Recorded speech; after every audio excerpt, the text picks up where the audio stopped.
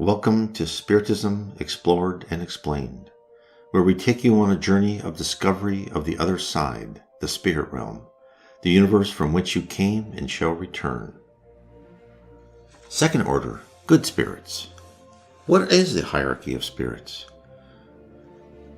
There's a complete description of the second order of spirits in Allan Kardec's The Spirits book, starting at question 107.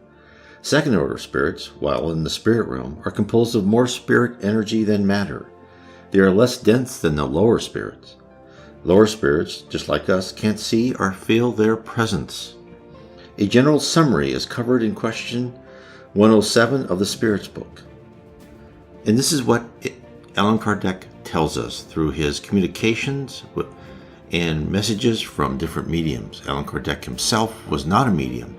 He posed questions to different mediums throughout different areas of Europe, and only when the mediums all agreed on the same answer or similar answers did he codify it into his book, The Spirits book.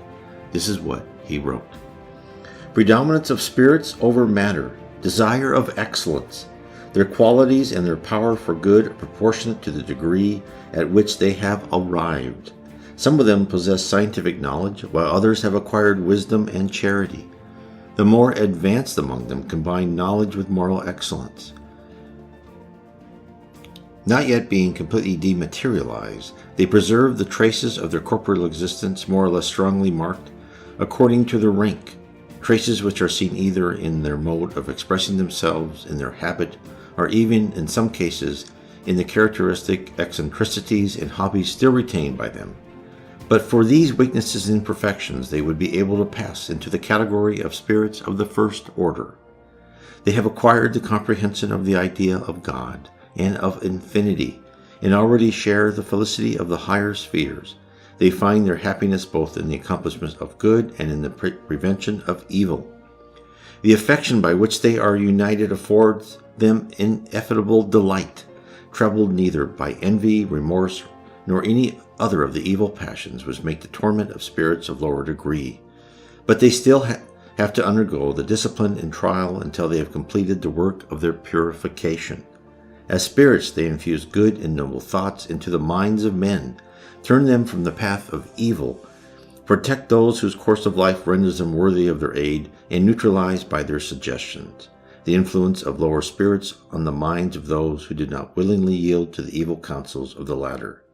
The human beings in whom they are incarnated are upright and benevolent. They are actuated neither by pride, selfishness, nor ambition. They feel neither hatred, rancor, envy, nor jealousy, and do good for its own sake. Were you like me a bit disappointed in the last paragraph? I was hoping I fit into that description until I read that second order spirits who are incarnated weren't motivated by pride or selfishness and didn't feel rancor and perform good for its own sake. I had my expectations up until the end, but that as it may, I will still strive to attain that second order distinction. I am sure that most people who listen to this video behave in the manner described of second order spirits in their physical life. So I venture to guess that a large percentage of people who are interested in Spiritism and spirituality in general are the type who are unselfish, fundamentally good-natured, unlike me in my early years. Good spirits, while in the spirit realm, reside in heaven. As with spirits, there are many levels of heaven. Even the lower levels of heaven are wonderful places. All stages of heaven are full of colors, buildings, and kindred spirits that would bring warmth to our heart. We on earth would live in a very different world without the guidance given to us by second-order spirits, under the direction of first-order spirits. They are our guardian angels. They are there to whisper warnings in our ear when we start on the wrong path. Not only do they help us, but they assist lower-order spirits as well. All the spirits who haven't found their way to ascend to heaven, who are struck close to the surface, are watched over and helped by those valiant second-order souls. When we feel that we are being watched over by a long-lost family member, those are usually second-order spirits. Those relatives, mother or father, brother or sister, who died, who were wonderful people, are now in heaven, part of that legion of wonderful spirits who look over us. The Spirits book divides this order, the second order, into subclasses. And this is what it says. In periods of ignorance and superstition, men have regarded them as beneficent divinities, But these second-order spirits may be divided into 4 principal groups. 5th class, benevolent spirits. Their dominant quality is kindness. They take pleasure in rendering service to men and in protecting them, but their knowledge is somewhat narrow. They have progressed in morality rather than in intelligence. 4th class, learned spirits. They are especially distinguished by the extent of their knowledge. They are less interested in moral questions than in scientific investigation, for which they have a greater aptitude, but their scientific studies are always prosecuted with a view to practical utility, and they are entirely free from the base passions common to spirits of the lower degrees of advancement. 3rd class, wise spirits. The most elevated moral qualities form their distinctive characteristics. Without having arrived at the possession of unlimited knowledge, they have reached a development of intellectual capability that enables them to judge correctly of men and of things. The 2nd class, high spirits. They unite in a very high degree scientific knowledge, wisdom, and goodness. Their language, inspired only by the most purest benevolence, is always noble and elevated, often sublime. Their superiority renders them more apt than any others to impart to us just and true ideas in relation to the incorporeal world. Within the limits of the knowledge permitted to mankind, they willingly enter into communication with those who seek for truth in simplicity and sincerity, and who are sufficiently freed from the bonds of materiality to be capable of understanding it. But then they turn from those whose inquiries are prompted only by curiosity, or who are drawn away from the path of vicissitude by the attractions of materiality. So what was just said by Allan Kardec? He illustrates the amount of work that awaits us when we ascend to heaven.